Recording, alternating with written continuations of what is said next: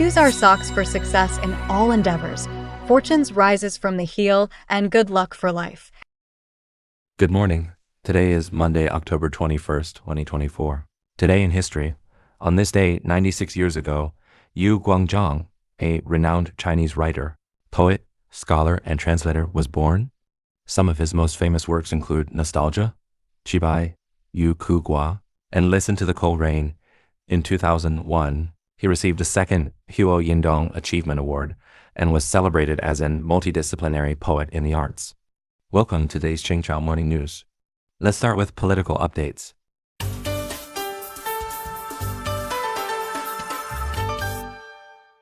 U.S., South Korea, and Japan tighten surveillance on North Korea sanctions.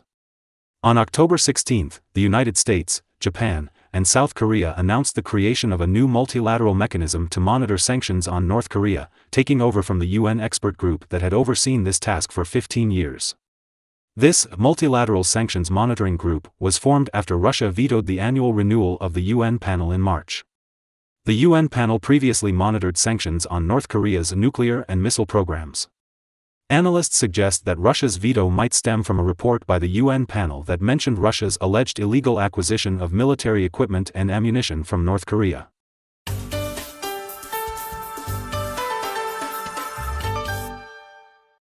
Over 1.4 million North Korean youth volunteer for military or reenlistment. On October 16, more than 1.4 million youth league cadres and young students in North Korea signed up to join or rejoin the army, reacting to what they described as serious provocations by South Korea's drones that violated North Korea's sovereignty. Previously, North Korea's Ministry of Foreign Affairs condemned South Korean drones for entering its airspace.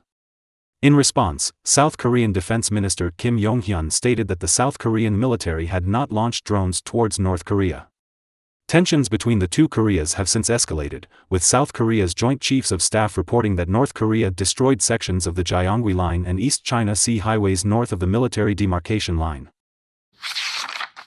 Israel rejects ceasefire in Lebanon. Recently, as the United States increased pressure on Israel regarding the conflict in the Gaza Strip and Lebanon, Israeli Prime Minister Netanyahu refused to agree to a ceasefire in Lebanon, citing the threat posed by Lebanese Hezbollah. He stated that a ceasefire would expose Israel's northern border to Hezbollah's plans to expand its attacks. Netanyahu and the Israeli military previously asserted the necessity of a buffer zone along the Israel-Lebanon border, free of Hezbollah militants. He later clarified that Israel would not accept any arrangement that did not ensure such a buffer zone and that prevented Hezbollah from rearming and reorganizing, firmly opposing a ceasefire in Lebanon.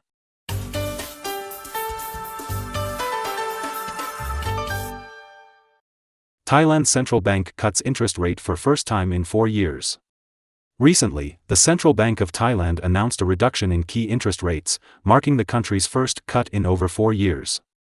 This shift also represents the first change in stance by the central bank in more than a year, as it decided to align with the government's fiscal policy.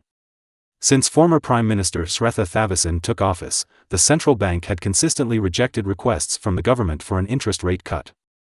After Paetongtarn Shinawatra assumed office, he continued to advocate for lower rates to reduce borrowing costs, mainly due to low inflation and a strong baht.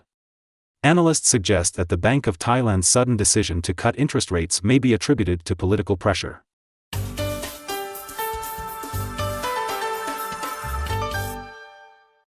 Nigeria oil tanker explosion kills over 140 people. On October 15, a Nigerian oil tanker lost control and rolled over in Maggia town, Tora region, while trying to avoid another vehicle. Many residents gathered at the scene, scrambling to collect the fuel leaking onto the roads and drainage ditches. The tanker exploded, resulting in numerous casualties. Abdullahi, spokesman for Nigeria's National Emergency Management Agency, reported that authorities had buried more than 140 victims. Nigeria is currently facing its worst economic crisis in decades, leading to tight gasoline supplies. Gasoline prices have soared fourfold since President Tinubu eliminated fuel subsidies last year, worsening supply issues. Frequent oil tanker accidents occur in the area due to poor road maintenance. Residents often take risks to pump out leaked fuel in an attempt to save money. Malaysia monitors 3,200 slopes nationwide. After heavy rainfall caused a landslide in a residential area of Kuala Lumpur, the Malaysian government has identified and is monitoring 3,200 at-risk slopes nationwide. The landslide occurred near Taman Melawati, but fortunately, there were no casualties. However, the proximity of the incident to a residential area has caused concern among residents.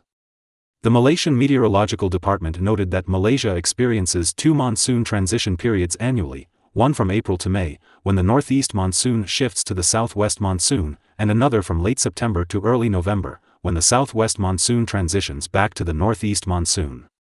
Severe storms are common during these periods. As a result, 3,954 people across 6 states in Malaysia were evacuated to 32 temporary shelters.